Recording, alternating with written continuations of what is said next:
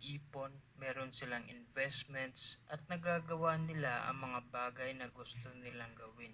Pero bakit ang katotohanan sa karamihan ay namumuhay pa rin paycheck to paycheck, wala pa rin ipon at walang time? Dahil ba maliit lang ang kanilang income o hindi lang nila ito namamanage ng maayos? Posible ba na merong malaking koneksyon ng ating paniniwala sa pera kung ano ang financial situation natin ngayon? Isa sa mga dahilan kung bakit ang karamihan ay patuloy na naghihirap, ito ay dahil sa kawalan ng kaalaman sa kung ano ang pera, kung paano ito kikitain, paano iipunin, at higit sa lahat kung paano ito palaguin. Kahit hindi mo man namamalayan, ang pera ay katulad ng isang laro at meron din itong mga rules. Ang tao na merong alam at marunong sumunod sa rules ay ang palaging nananalo, merong naiipon at nagkakaroon ng financial freedom.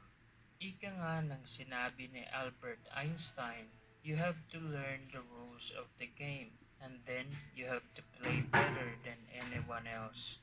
Kaya kung gusto mong malaman ang mga money rules na ito, panoorin mo ang buong video dahil ibabahagi ko sa iyo ang 8 money rules na kapag nalaman at nai-apply mo ay talagang magbibigay ng malaking pagbabago sa iyong buhay. At kung nagustuhan mo ang video, huwag kalimutang mag-iwan ng like para mas lalo pang ma-recommend ni YouTube ang ating video sa mga taong nangangailangan ng ganitong impormasyon. Salamat. Number 1. Gamitin mo ang pera para yumaman, hindi para maghirap. Isa sa magandang feature ng pera ay ang pagiging neutral nito. Pwede kang maghirap dahil sa pera at pwede ka ring yumaman dahil sa pera. Hindi ito masama at hindi rin ito mabuti at palagi lang itong sumasabay sa mga desisyon na pinili nating gawin. Kung titignan natin ang common decisions na ginagawa ng mga mayayaman at mahihirap sa kanilang pera, talagang makikita natin ang malaking pinagkaiba. Ang mga mayayaman ay ginagamit ang pera para mamili ng mga assets o mga bagay na nagbibigay sa kanila ng income, gaya na lang ng properties, investments at pagtayo ng mga negosyo. Ginagawa nila ito para mabigyan nila ng proteksyon ang halaga ng kanilang pera at para mas lalo pa itong dadami. Ang mga mahihirap naman ay ginagamit nila ang pera para mas lalo pa silang maghirap. Sa tuwing nakakatanggap sila ng pera, bumibili sila ng mga bagay na bumababa ang value, gaya na lang ng bagong gadget, sasakyan, bakasyon, at wala silang pake kung wala silang investment. Ginagamit nila ang pera sa panandaliang kasiyahan kahit nagiging sakripisyo na ang kanilang kinabukasan.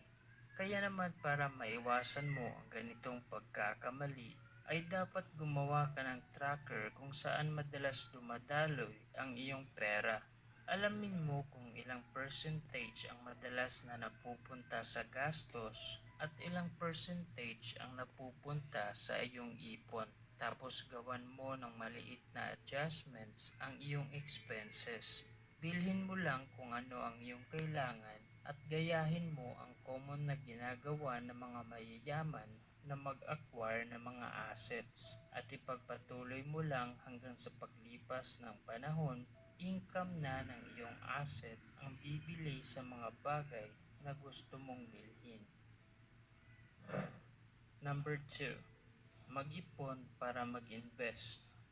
Maraming dahilan kung bakit kailangan nating mag-ipon para sa emergency, sa biglaang pagkatanggal sa trabaho, sa retirement, sa pagbili ng mamahaling bagay. Pero ang pinaka-main reason kung bakit kailangan nating mag-ipon, ito ay para makapag-invest. Mahalaga na merong pera na nagtatrabaho para sa iyo at patuloy na lumalaki ang halaga dahil yan ang papalit sa iyo sa mga panahong hindi mo na kailangang magtrabaho. Isang magandang dahilan kung bakit kailangan mong mag-invest, Ito ay dahil nagbibigay ito sa iyo ng passive income. Ito yung uri ng income na patuloy na nag-generate kahit hindi ka involved sa pagtatrabaho. Halos lahat ng mga average millionaire ay ginagamit ang ganitong strategy na mag-ipon muna tapos mag-invest noong sila ay nagsisimula pa lamang. Inuunan nila ang pag-iipon o ang pagkakaroon ng disiplina sa pag-handle ng kanilang pera at ipinagpatuloy lang nila ito hanggang sa dumating ang panahon na nakahanap na sila ng tamang investment na pwedeng paglagyan ng kanilang pera. Ganito rin ang ginawa ng sales trainer at real estate investor na si Grant Cardone. Ibinahagi niya sa kanyang libro na The Millionaire Booklet na dahil wala siyang mahanap na magandang deal sa investment na plano niyang pasukan, ipinagpatuloy lang muna niya ang pag-iipon. At noong nakahanap na siya ng magandang deal paglipas ng 6 na taon, agad niyang inilipat ang malaking percentage ng kanyang ipon sa investment na yon. At ang magandang nangyari sa investment ay palagi itong nagbibigay sa kanya ng passive income buwan-buwan. At paglipas naman ng 3 taon, naibenta niya ito sa halaga na merong 600% increase ng kanyang capital. Kaya kung nag-iipon ka man ngayon, ipagpatuloy mo lang yan. Mag-ipon ka lang ng mag-ipon, maghanap ng tamang investment at i-increase mo pa ang iyong savings goal para pag merong malaking opportunity na darating, meron kang pera na magagamit para mag-grab at masimulan ang investment. Number 3. Iwasan ang lifestyle inflation. Isang pagkakamali na dapat mong iwasan para meron ka ng maiipon ay ang lifestyle inflation. Ang ibig sabihin ng lifestyle inflation ay kapag tumaas ang iyong income, sumasabay din ang increase ng iyong gastos. Halimbawa, kung kumikita ka ng 13,000 pesos last year, kaya mo pang pagkasyahin. Pero ngayon na kumikita ka na ng 17,000 pesos, madalas ka pang kinukulang at ang masama ay nagkakaroon ka pa ng utang. Ito kasi ang madalas na nangyayari. Kapag merong increase ang iyong income, nagkakaroon ka rin ng kumpiyansa na i-increase ang iyong expenses. At kapag ipinagpatuloy mo ang ganitong ugali, magiging habit mo na ito at ang hindi maganda ay wala ka pa ring naiipon kahit ilang taon ka nang nagtatrabaho. Ang mabuting gawin para maiwasan ang lifestyle inflation ay huwag mong i-increase ang iyong gastos kung merong increase ang iyong income. Sa halip, gumawa ka ng goal na ma-increase mo pa ang value ng iyong assets. At dapat ay meron ka ring awareness sa takbo ng iyong pera o cash flow. Gumawa ka ng financial statement at ilista mo kung magkano ang iyong total na income, total na gastos, total asset at total liabilities. Tapos tanungin mo ang iyong sarili na base sa iyong goal ngayon, which is yung ma-increase ang value ng iyong asset, anong expenses ang hindi naka-align o posibleng makakasira nito? At gumawa ka na agad ng aksyon upang ito ay maiayos. Mahalaga na meron kang awareness sa perang pumapasok at perang lumalabas sa iyong bulsa dahil dyan mo malalaman ang iyong spending behavior at kung anong desisyon ang dapat mong baguhin para back on track ka na agad sa iyong goal. Number 4. Huwag mong gastusin ang pera na hindi mo pa kinikita. Isa sa mga dahilan kung bakit ang mga mahihirap ay lalong naghihirap, ito ay dahil ginagamit na nila ang pera na hindi pa nila natatanggap. Sa tingin nila ay parang delay ang kanilang sahod, pero sa realidad, advance lang talaga sila kung makagastos. Gumagamit sila ng utang para mag-acquire ng mga bagay, bagong sasakyan, bagong gadget at bagong bahay kahit 20 years pa nila itong babayaran. Kung gusto mong maghirap habang buhay, huwag mong baguhin ang ganitong pag-uugali. Pero kung gusto mo namang may magbago sa quality ng iyong buhay, dapat ay maging responsable ka at simulan mo nang i-manage ng maayos ang iyong pera ngayon. Gumastos ka lang ng hindi lagpas sa 90% ng iyong income, tapos ipunin mo ang 10% na natitira. Ika nga ng mga popular na kasabihan, live your means at pay yourself first. Walang tao na naging mayaman dahil gumagastos siya ng lagpas sa kanyang income. Kaya naman sa susunod na makakatanggap ka ng pera ay dapat pag-isipan mong mabuti bago ka gagawa ng desisyon. Isipin mo muna kung tama bang mangungutang ka ng bagay na katumbas ng iyong 4 months salary o bahay na babayaran mo pa sa loob ng 20 taon.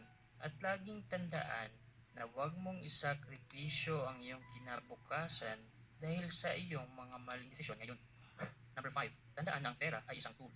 Narinig mo na siguro ang common line na money can't buy happiness at yung sikat na money will not make you happy. Maraming mga tao ang gumagamit ng ganitong line para ma-justify ang kanilang sitwasyon kung bakit wala silang pera o kung bakit sila sumuko sa kanilang goal. Aminin na natin na walang kinalaman ng pera kung masaya tayo o hindi dahil kung ano ang pananaw natin sa pera ay refleksyon lamang kung ano ang pag-intindi natin dito. Naniniwala ako na ang pera ay isang tool. Pwede mo itong gamitin sa kasamaan at pwede mo rin itong gamitin para magbigay ng kabutihan. Kung gagamitin ito ng mga taong walang goal, hindi marunong mag-manage at hindi nag-iipon, paniguradong hindi ito mananatili sa kanilang mga kamay. Pero kung gagamitin naman ito ng mga taong marunong mag-budget at ginagawang priority ang pag-i-invest, magiging doble pa ang halaga nito.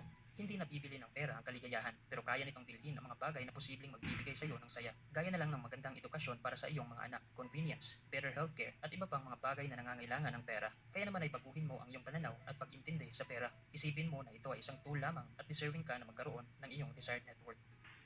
Number 6. Alisin mo ang koneksyon ng oras at pera.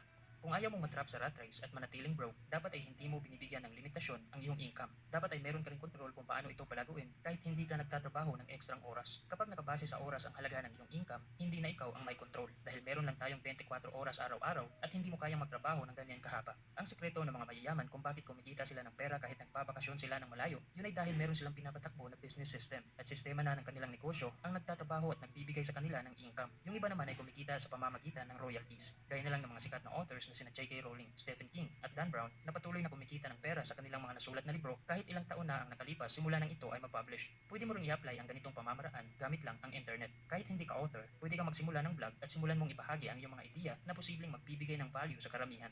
Kaya sa halip na ipagpalit mo ang iyong personal na oras para sa pera, alisin mo ang koneksyon ng oras sa iyong income. Dapat ay bumuo ka rin ng sistema na kayang magtrabaho at mag-generate ng income para sa iyo. Ang iyong goal ay makabuo ng solid na asset na merong passive income. Number 7. Mag-invest ka muna ng oras bago ka mag-invest ng pera. Merong tatlong uri ng tao. Una ay ang taong walang goal at palagi na lang sumasabay sa kung ano ang madalas na ginagawa ng karamihan. Pangalawa ay ang taong merong goal pero walang ginagawa para matupad ang goal na yon. At pangatlo ay ang taong merong goal at tinatrabaho ang kanyang goal araw-araw. Lahat ng mga successful na tao ay merong goal at execution. Inuuna nila ang investment sa kanilang sarili bago sila nagsimulang mag-invest ng pera. Naglaan muna sila ng mahabang panahon para mag-develop ng skills at kumuha ng karunungan sa kanilang karanasan at sa ibang successful na tao. Isang patunay na dito ay ang nagawang pag-aaral ng psychologist na si Anders Ericsson na kung saan ay natuklasan niya na kailangan mo munang maglaan ng 10,000 hours bago ka magiging master sa kahit anumang larangan. Kaya ito ang tanong para sa iyong sarili ngayon. Ilang oras ang willing mong ilaan araw-araw para maisakatuparan mo ang iyong goal? Sinabi ni Warren Buffett sa isang interview na nagbabasa siya sa loob ng 4 hanggang 5 oras araw-araw. Naglaan siya ng halos 1/4 ng kanyang araw para patuloy na ini-educate ang kanyang sarili. Ika nga ng sinabi niya, the more you learn, the more you earn. Para makasabay sa mabilis na pagbabago, dapat ay patuloy mong ini-improve ang iyong skills at mga kaalaman. Palagi kang mag-invest para sa iyong sarili at gamitin mo rin ng maayos ang iyong oras dahil dyan nanggagaling ang quality ng iyong success. Number 8. Ang pera ay nagmumula sa value na nabibigay mo sa karamihan. Ano ang pinagkaiba ng isang regular employee at CEO sa kumpanya? Ito ba ang haba ng oras ng kanilang pagtatrabaho, ang kanilang posisyon, o ang kanilang sweldo? Kahit ano pa yan, ang malaking pinagkaiba ng isang regular employee at CEO ay ang value na nabibigay nila sa kumpanya. Maliit lang ang sahod na natatanggap ng isang employee dahil limited lang ang value na nabibigay niya kumpara sa CEO. Kaya naman ay lagi mo itong tandaan, ang pera ay palaging naa-attract sa mga taong nagbibigay ng malaking value sa karamihan. Pero hindi mo na kailangan maging CEO o mag-apply ng mataas na posisyon ng isang kumpanya. Ang kailangan mo lang ay fight na merong krisis. At yan din dapat ang iyong mindset pagdating sa tagumpay. Magbigay ka muna ng magandang serbisyo sa mga tao bago ka may makukuha.